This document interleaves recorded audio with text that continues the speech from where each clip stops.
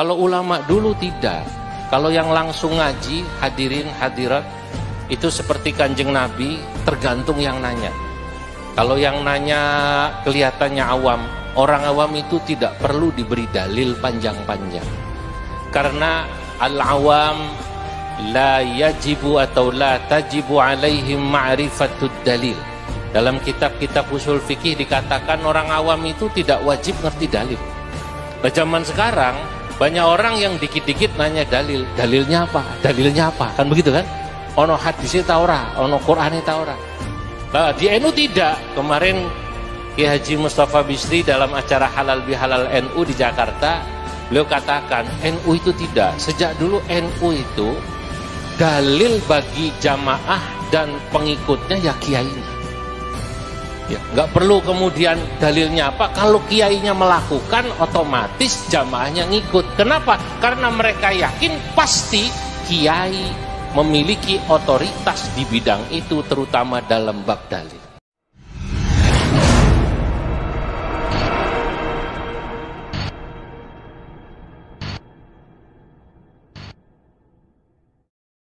Bismillahirrahmanirrahim. Kalau ulama dulu tidak. Kalau yang langsung ngaji, hadirin hadirat, itu seperti Kanjeng Nabi, tergantung yang nanya. Kalau yang nanya kelihatannya awam, orang awam itu tidak perlu diberi dalil panjang-panjang.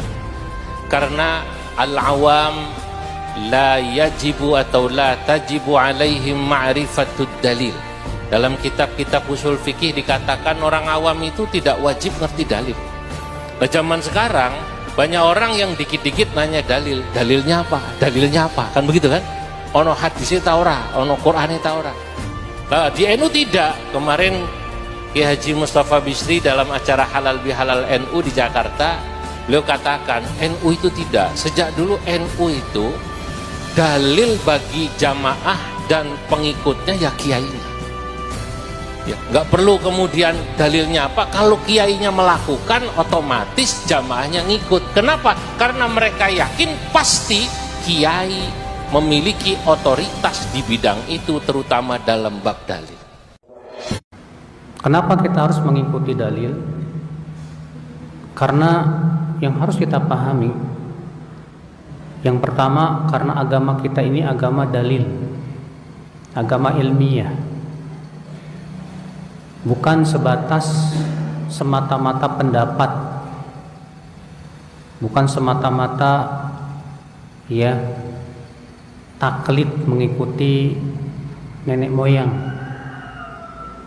Akan tetapi agama kita ilmiah, ya berdasarkan apa yang berasal dari wahyu Allah dan yang berasal dari Rasulullah SAW. Dan tentunya saudaraku sekalian, kebenaran yang mutlak itu hanyalah yang berasal dari Allah saja.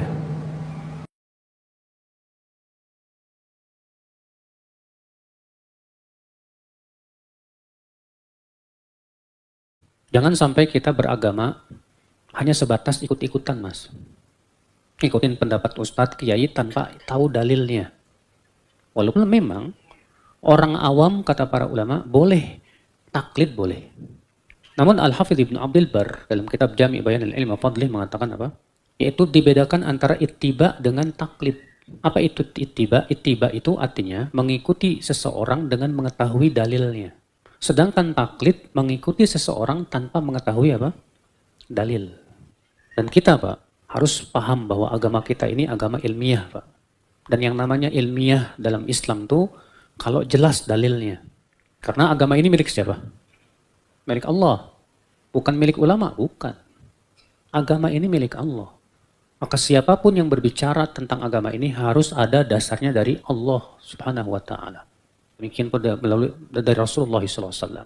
Maka siapapun yang berbicara tentang agama tanpa dalil, hanya berdasarkan akal-akalan, ini bahaya. Makanya ya akhi, kewajiban kita dalam beragama selalu cari dalil. Dan jangan pernah antum malu untuk bertanya. kepada seorang ustadz, "Ustadz, mohon maaf, boleh saya tahu dalilnya?" Dan seorang ustadz pun nggak boleh marah, Pak. Kalau ada muridnya bertanya, "Ustadz, boleh tahu saya dalilnya?" Maka si ustadz wajib memberitahu. Kenapa? Karena sekali lagi agama kita berdasarkan apa? Dalil. Makanya lihat para sahabat dalam hadis Abu Musa al-Asy'ari tadi yang sudah kita bacakan tadi, Pak.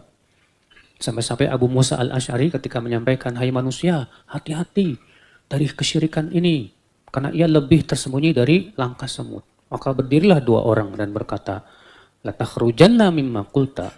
Kamu bawakan dalil atas ucapanmu atau kami laporkan kau ke Umar. Sampai begitu, Pak.